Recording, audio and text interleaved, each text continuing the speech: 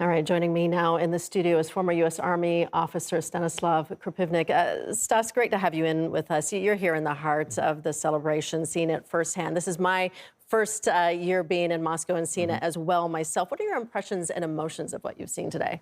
Well, when the march starts, it just pulls you in. Considering my entire family fought in the Great Patriotic War. Out of 500 years of officers, I'm the only officer that didn't serve in the Russian army. So it pulls you in. It's an emotional tug. So even if you're not Russian, it'll still pull you in. Just the whole scenery, the march, the martial prowess, and when the tanks start rolling in.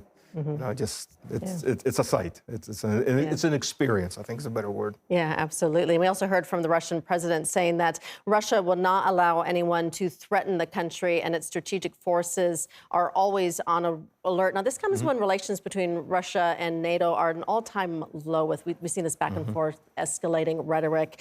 Do Russia's armed forces provide enough of a deterrent to prevent a direct confrontation between Moscow and Washington and its allies? I mean, we hope it doesn't come to that, but what are your thoughts? Well, if you listen to rational experts in the West, they'll tell you, yes, the U.S. Army is in no position right now U.S. Army has never been in a position to take on Russia on the ground.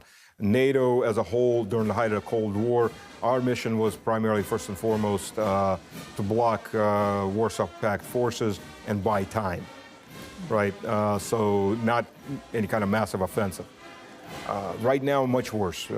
The endless wars that America has been fighting, the endless guerrilla wars, has totally sapped America's capability to fight a conventional war. They're trying to up it right now, but it takes a lot of time to rebuild your forces. The problem is the people in Washington and that Biden regime are absolutely devoid of any sense of reality. And one of the reasons, one of the things that came out of why the Ministry of International Affairs came out with a very strong worded statements to the various ambassadors when they were called in, was an article that came out in the U.S. from Insider News that said that once Biden's reelected, he's signing off, or the collective Biden, whomever really makes the decisions, are going to sign off on an intervention in Ukraine. So U.S. Army directly into Ukraine. Again, this is totally devoid of reality because the U.S. Army is going to get wiped out if they go into Ukraine. You know, the Russian president also criticized the West of distorting the historical memory of World War II and even whitewashing neo-Nazism. Do you notice a change in narrative surrounding fascism when it comes to the Great Patriotic War and World War II in general? Because I know, coming from America, a lot of people don't know the role that the Soviet played in the end of World War II. Yeah, when I was in university, one of my close friends was a history major. And I mentioned to him that, the vast majority, 80% of German and allied German forces were destroyed on the Eastern Front. He started laughing, because that's absolutely not what they're taught. In the U.S. universities and the West in general, they're taught that the U.S. and the Western allies won the war. They were the Johnny-come-latelys that planted a flag and said, we won. But in reality, the vast majority of fighting was on the Eastern Front. And any serious historian will tell you that. But the whitewashing is incredible. First of all, when I was in the military, I knew quite a few people. And it's been expanding this mindset that the U.S. chose the wrong side in World War II. Should have supported the Nazis. Believe it or not, but there is a large enough problem. We even had a problem back in the early 2000s where all the tattoos that people were getting had to be categorized. Why? Because there were so many Nazi tattoos. Wow. So out and out swastikas, SS, and so on. 88, which is Heil Hitler, and things like that were getting tattooed. So that was a big problem. And I'm sure the problem hasn't really gone away. And now what they're trying to do is, especially the Eastern Europeans, particularly like the Poles, the first allies of Hitler's Germany, who were Germany's representative in the League of Nations. They tend not to want anybody to remember that little fact. But they're trying to equate the Soviet Union with Hitler's Germany.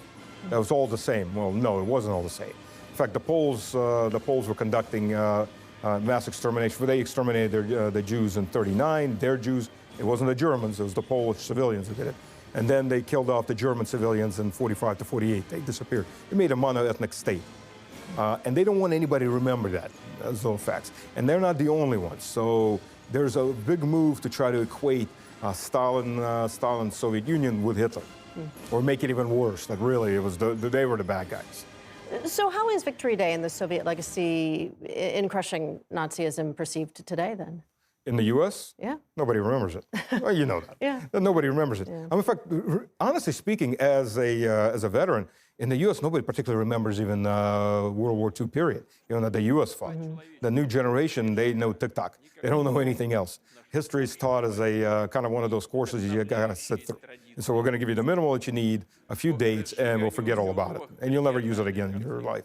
So, sad to say, but that's Memorial Day, the only people in the corporate world, I worked in the corporate world after the military, the only people that would thank you for your service on Memorial Day were other veterans. Right, right. Because nobody else remembered it. Yeah. That's really sad. But why is the commemoration of the defeat of Nazism so important for Russians and the world in general? Well, 27 million casualties. 20 million of those, first of all, 7 million of those were military. 3 million of those were killed in concentration camps by the Germans between 1941 and 1942. Starved to death, shot, etc., worked to death. 20 million civilians. I mean, we're talking full-scale genocide. Hitler's plan was to leave 20 million people in the Soviet Union west of the Urals as slaves and factory workers, field slaves and factory workers, and personal slaves for various German families. That was the whole goal. So we're talking about mass-scale genocide that they were attempting to create. And not only the Germans, the Romanians, the Hungarians, there were a lot of countries that were participating with Hitler in this.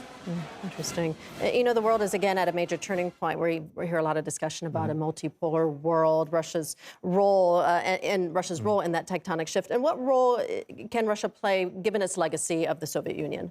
Well, multipolar world is already here, whether the West likes to admit it or not. And they don't want to admit it, obviously. In particular, the West is a single polar world where Washington makes all the decisions. Well, Washington, some tandem with London. Russia is playing Russia and China, in this case, are playing the role of, look, we want to trade with you, we want to work with you. We're not going to dictate to you what you need to do inside your country. From the point of how you want to structure your culture to the point of how you want to structure your government. That's up to you and the people in your country. So you're traditional, you're not traditional, it's all up to you. We're not going to dictate to you. The problem with the West is the West has often been on a moral crusade. In fact, we've had the first Western invasion of Russia was in 1012 AD. Poles with their Holy Roman Empire, German allies.